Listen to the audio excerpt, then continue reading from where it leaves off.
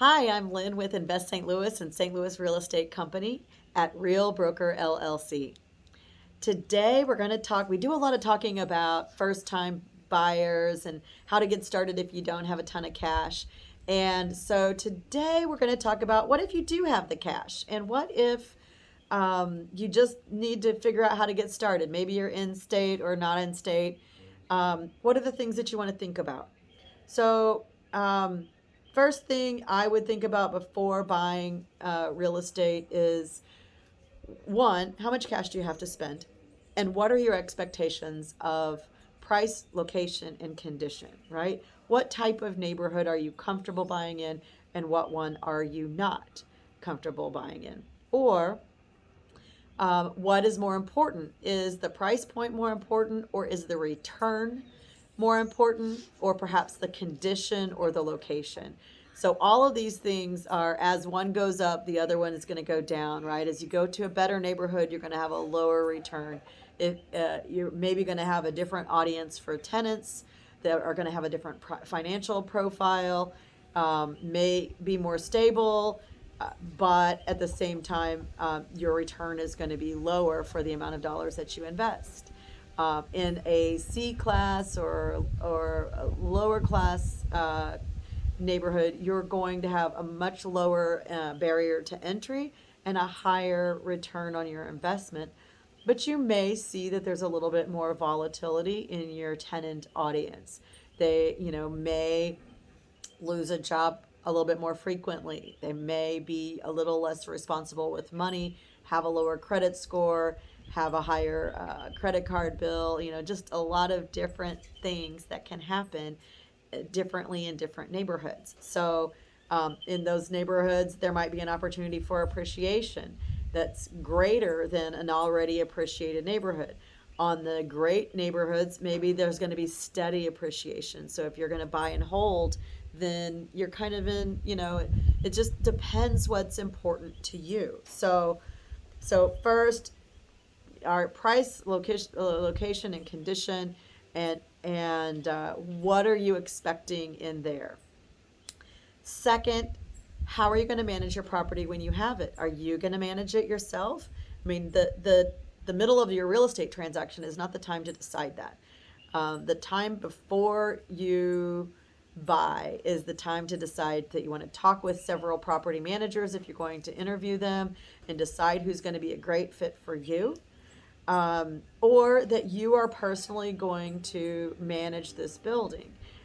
If you're going to manage the building on your own, maybe you have that experience or maybe you don't. So if you don't have that experience, then I would say do a little bit of preparation and studying on what are the things you need to know, like how are you going to lease? Are you going to show property? Are you, what kind of leases are you going to use? Are you going to have your own lease drawn up? How do you protect yourself legally if you draw up your own lease?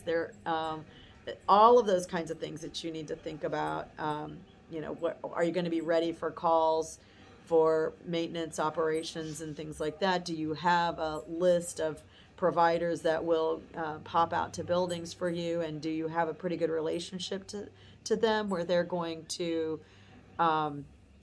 respond well to you? These are important things, right? You don't want to be looking for an HVAC guy when your air conditioning is out and it's 100 degrees outside. I know we can all resonate with that right now. And they're all busy, but you don't have a relationship with one. So you want to think through all of those things.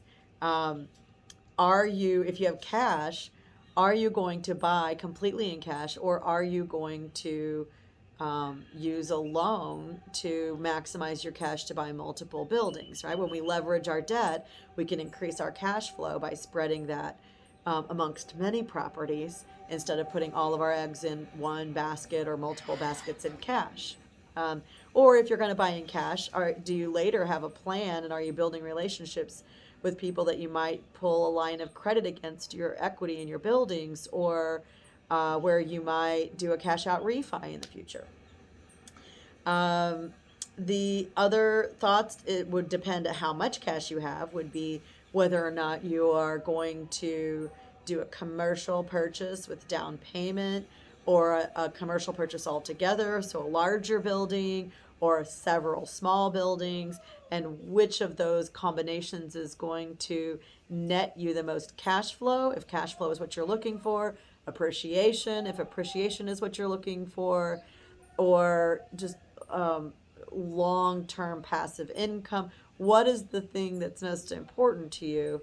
And when you know that, then somebody like me or your real estate agent or any sort of partner that you have helping you find property can do a much better job of helping you decide the best thing to do with your cash, so that it meets the best thing that I think you want to do with your cash isn't maybe necessarily the same thing that you're going to want to do. So,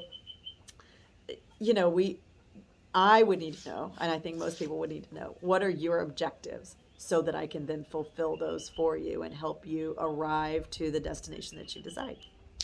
So thanks for listening.